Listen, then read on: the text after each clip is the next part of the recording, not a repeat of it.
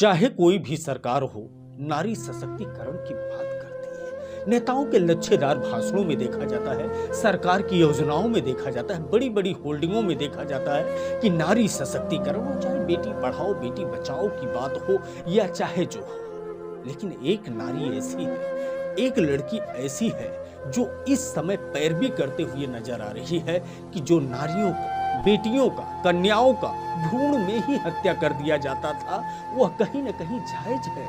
क्योंकि आज भी नारी लाचार है, आज भी बेटी लाचार है, आज भी लड़की लाचार है। भ्रूण में ही हत्या हो जाना चाहिए, क्योंकि इस धरती पर सिर्फ नारी को, बेटी को उपयोग किया जाता है, बाकी और कुछ मौका नहीं मिलता है। इस तरह एक लाचार लड़की का कहना।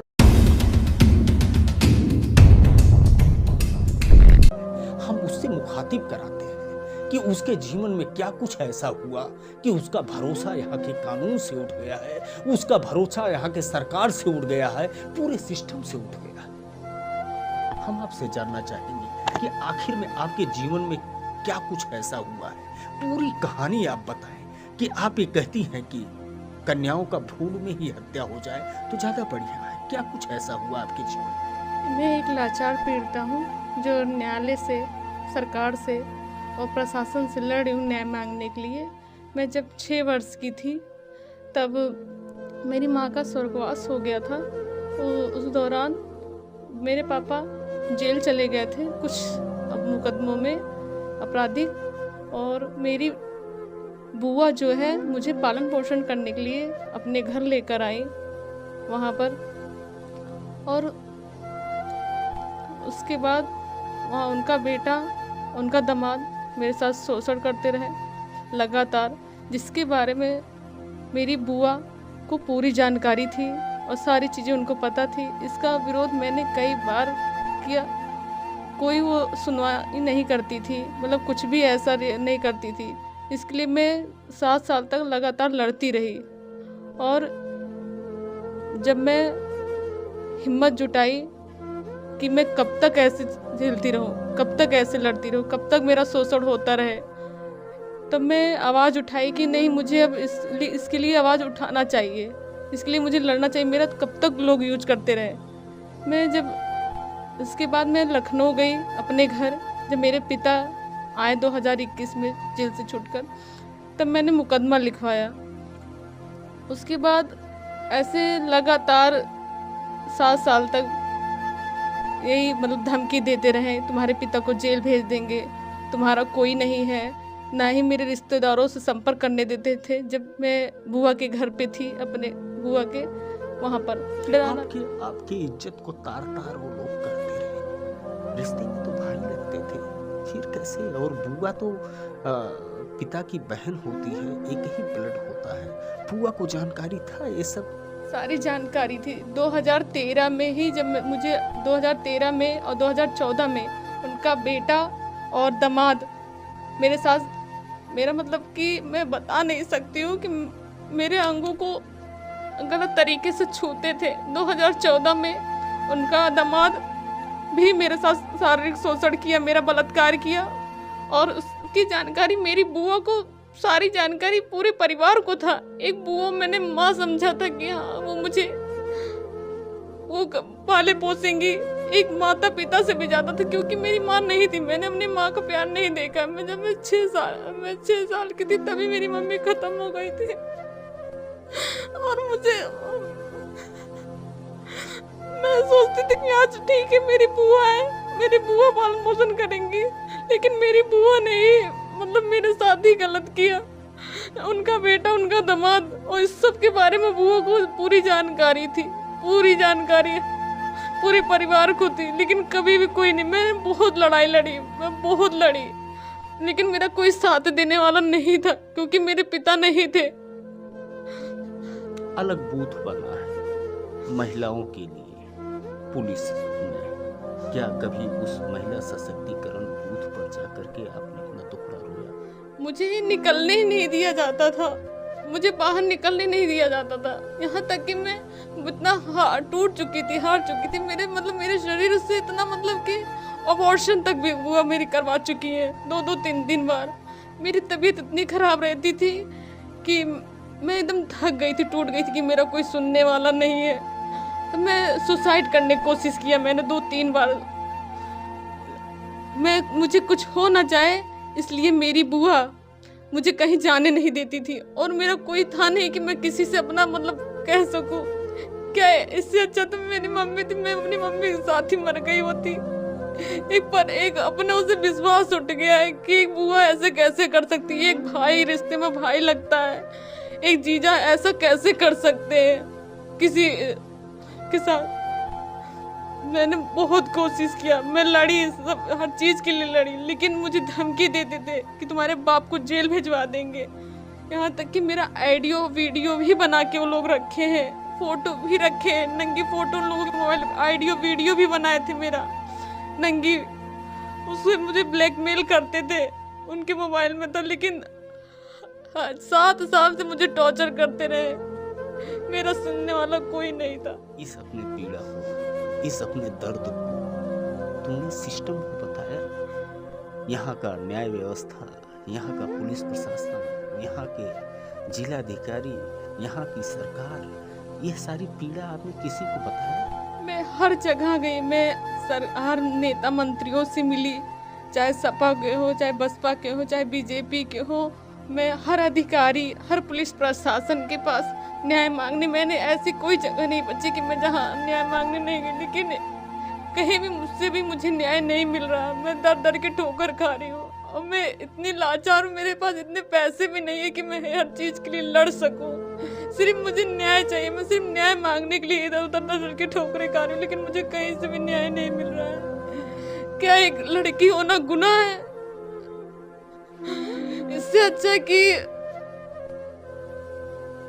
मर ही जाए। एक लड़की होना, अब मुझे लगता है कि एक लड़की होना गुनाह है, कि अगर आपके पास परिवार नहीं है और आपकी माँ नहीं है तो आपका शोषण किया जाए। कहाँ का ऐसा रिश्ता, कहाँ का कानून है जो न्याय नहीं दिला रहा है? मैं हर जगह न्याय मांगने गई, वहां से भी मुझे भगा दिया जाता है। उन लोगों की काफी पहुंच है बड़े बड़े लोगों से, और मेरी कहीं भी सुनवाई नहीं हो रही। न्यायालय में भी मैं जाती हूँ अकेले, खुद पैरवी कर रही हूँ, जबकि वो लोग रैकिंग करवाते हैं। 2-2, 3-3 बार हमला करवा चुके हैं, उसके लिए भी मैं हर अधिकारियों को एप्लीकेशन दे चुकी हूँ। मेरे ऊपर 3 करोड़ 10 लाख का मुकदमा भी लिखवा दिए वो लोग। मैं कहाँ से दूँ? कोई भी मेरी सिस्टम या प्रशासन कोई भी मेरी मदद नहीं कर रहा है। मैं सिर्फ न्याय मांगने के लिए दर दर के ठोकर खा रही हूँ, लेकिन मुझे कहीं से भी न्याय नहीं मिल रहा है।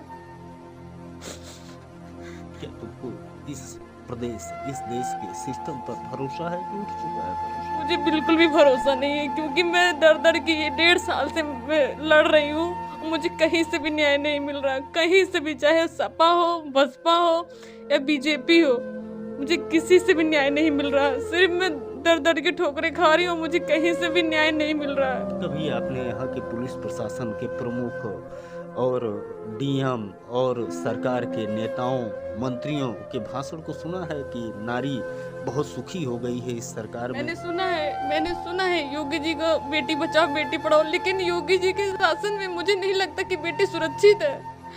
बेटी, मैं दर दर की ठोकरें खा के मैं गोरखपुर भी गई जनता दरबार में न्याय मांगने, मुझे वहाँ से भी न्याय नहीं मिला।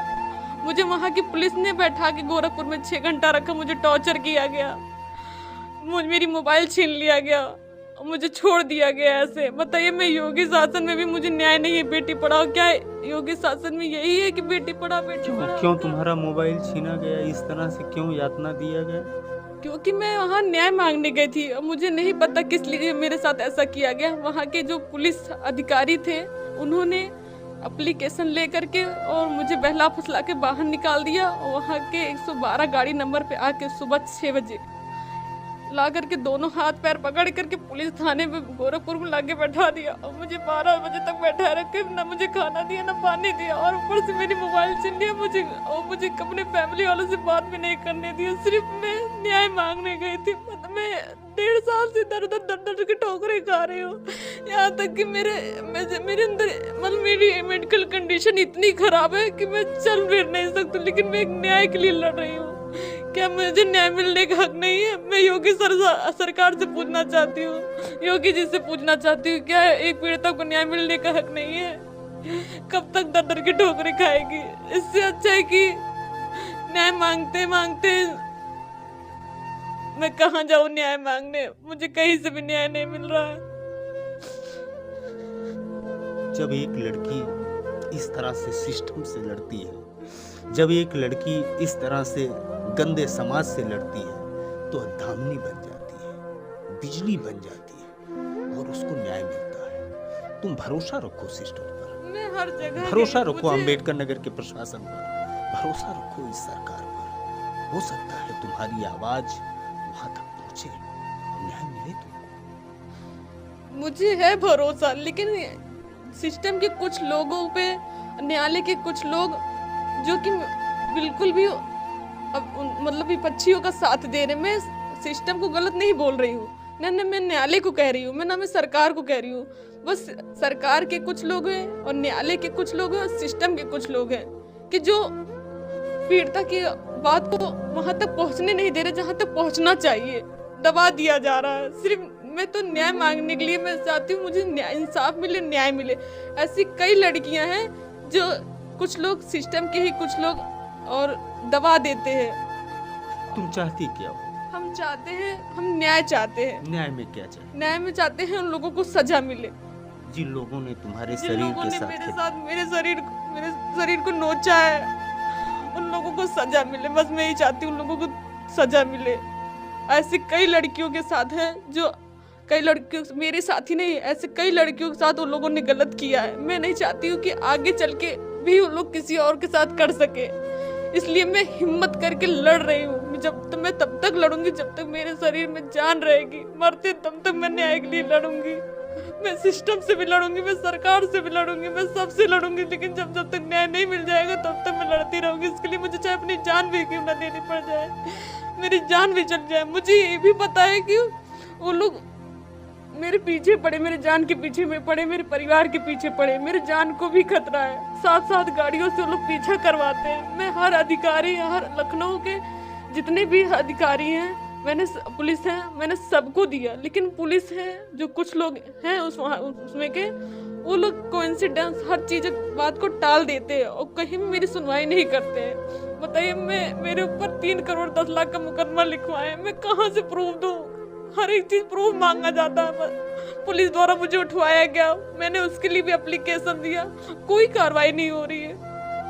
जब मेरे खिलाफ ही FIR, एक पीड़िता के खिलाफ ही FIR दर्ज हो रहा है। बताइए, मैं योगी सरकार से मैं ये कहना चाहती हूँ, मैं कहाँ से दूँ 3 करोड़ 10 लाख रुपए? तुम लड़ो, ABN न्यूज प्लस बनेगा तुम्हारी आवाज। पूरा भरोसा है कि तुमको न्याय मिलेगा। ABN न्यूज प्लस इस तरह के तकलीफ को, इस तरह के दर्द को, इस तरह की पीड़ा को जो आपने सुना, आपके भी आंख में आंसू आ गया होगा। आवाज बनते हुए हाकिम से लेकर के हुक्मरान तक पहुंचाने का काम करता है, जिससे उसकी पीड़ा वहां तक पहुंचे और उसको न्याय मिल सके। ABN न्यूज प्लस के लिए ज्ञानेंद्र पांडे, अम्बेडकर।